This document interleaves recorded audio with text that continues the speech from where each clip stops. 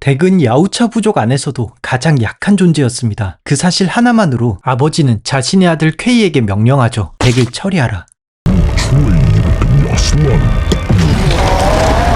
아버지 명령을 거역할 수 없던 퀘이는 칼을 들고 동생에게 다가갑니다.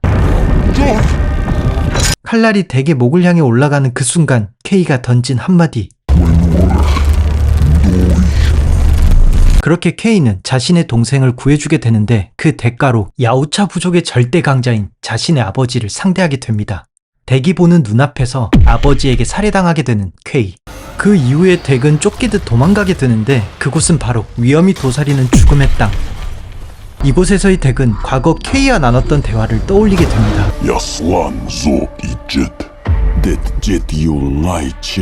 약하면 죽는 게 당연한 야우차 부족에서 덱이 믿고 의지할 수 있었던 사람은 형 퀘이뿐이었습니다. 어느 날 퀘이가 덱에게 말하길 죽음의 땅에 있는 칼라스크는 아버지도 두려워하는 존재, 즉 그를 죽이면 아버지에게 인정받을 수 있다고 말을 하지만 현실적으로 그를 상대한다는 건 곧 죽음을 의미했고 부족 안에서도 가장 약한 덱이 죽이러 간다고 했을 때 퀘이가 말린 것도 그래서였습니다. 그러나 퀘이가 죽은 현 시점에서 덱에게 물러날 곳은 없었습니다. 형이 틀리지 않았다는 것, 그리고 자신이 더 이상 약한 존재가 아니라는 것을 증명하기 위해 칼리스크를 죽이기 위한 여정을 떠나게 됩니다.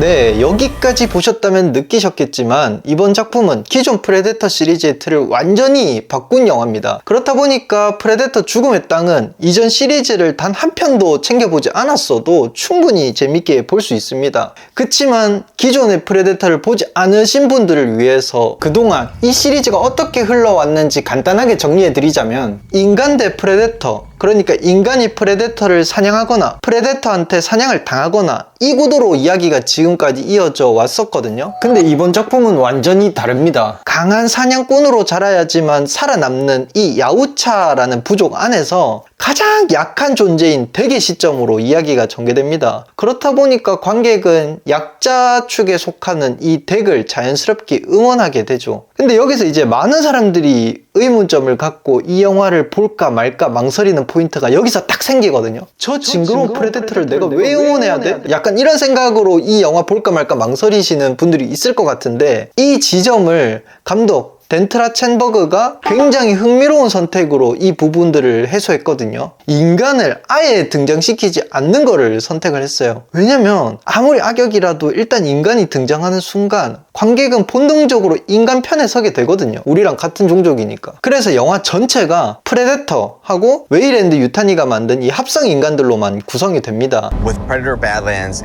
the first thought was, what if we take this classic movie monster and make you root for it? 그 안에서 이제 가장 약한 존재인 덱이 살아남는 과정을 보여주기 때문에 우리는 자연스럽게 뭐 프레데터, 괴물 이런 거를 보는 게 아니라 약자의 이야기를 보게 됩니다. 그렇다 보니까 프레데터가 막 징그럽다 이런 느낌으로 다가오기보다는 감독이 의도했던 대로 진짜 응원하고 싶은 그런 존재로 다가오게 되더라고요. 그리고 바로 여기서부터 진짜 이 영화의 매력이 폭발합니다. 이 영화는 107분 내내 끊임없는 전투로 영화가 전개가 됩니다. 초반에는 덱이 자신의 고향 행성에서 가져온 칼 하나로 싸움을 시작하죠. 하지만 합성인간 티아를 만나고 낯선 행성에 서서히 적응하면서 상황이 180도 달라집니다. 어떻게 달라지냐? I need a hand.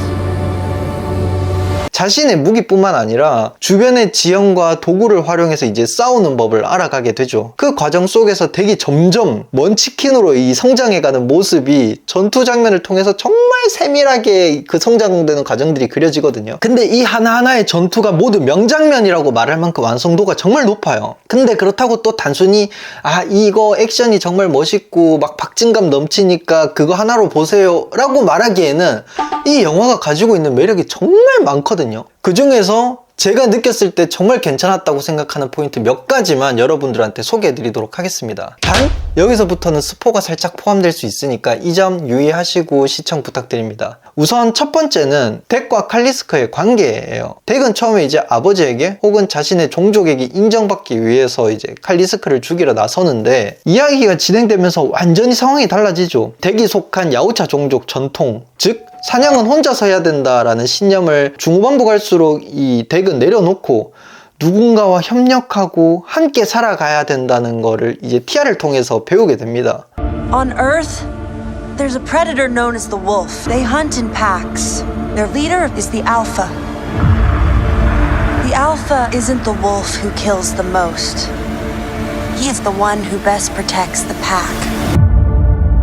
그 결과 덱은 단순히 이제 칼리스크를 넘어서 또 자신의 아버지의 가치관을 또 뛰어넘는 그런 인물로 성장하게 되죠. 이처럼 약간 인물들 간의 관계가 끊임없이 충돌하고 변화하는 모습을 따라가는 재미도 굉장히 쏠쏠했어요. 그리고 두 번째로는 이건 제 개인적으로 느꼈던 건데 그 질감이에요. 텍스처. 프레데터 캐릭터 특성상 좀 VFX라고 하죠. 비주얼 이펙트 맞나? 뭐 영화를 보는 내내 그 VFX가 너무 많이 들어가면 우리가 또 이질감을 느끼잖아요. 그런 이질감이라든지 뭐 좀 어색한 게 하나도 없었고 오히려 그 영상에서 덱이 가지고 있는 그 피부의 질감이라던가 이 외계 생명체들의 질감 이런 게 너무 표현이 잘 돼가지고 제가 이거를 만져보지도 않았는데 어떤 질감인지 상상가는 이건 이런 질감일 것 같아 막 이런 느낌을 받으면서 봤거든요. 그래서 이 영화 뭐 일반 상영관에서 보는 것도 괜찮은데 아이맥스관 이런 데서 보시는 걸 진짜 강추드립니다. 그리고 세 번째로 좋았던 점은 액션과 스토리 그리고 캐릭터들의 매력이 아주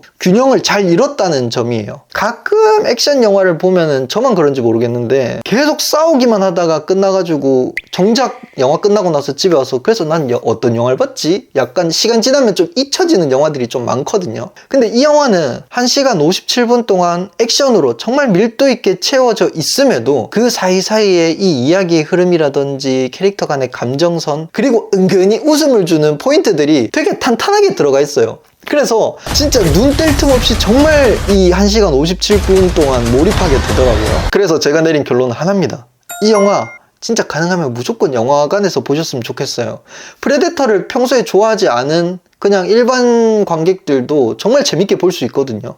저도 그랬고. 네, 이렇게 오늘 프레데터에 대해서 간단하게 리뷰를 해봤는데 이 영상이 프레데터 볼까 말까 망설이는 분들한테 좀 도움이 되셨으면 좋겠습니다. 저는 다음 주에 더 알차고 재밌는 컨텐츠로 돌아오도록 하겠습니다. 그럼 안녕! Яслан зо и джет, дет джет юл найчиш.